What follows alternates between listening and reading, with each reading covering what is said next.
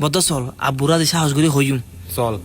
আব্বু আব্বু আব্বু হ্যাঁ কি দে আরা দুনো ভাই তোমার চাইছি যে আব্বু কি হস না আব্বু আরা দুনো ভাই তো এখন বড়ই তোমার সব সম্পত্তি বেকিন আর ভাগ করে দাও না অফুত একান বালা হতা হইস তবে অফুত এটা কিছু সত্য আছে। আব্বু কি সত্য আর হন আব্বু আব্বু ট্রাক্টরের মেশিন নষ্ট গিয়ে দেখুস না জি, জি।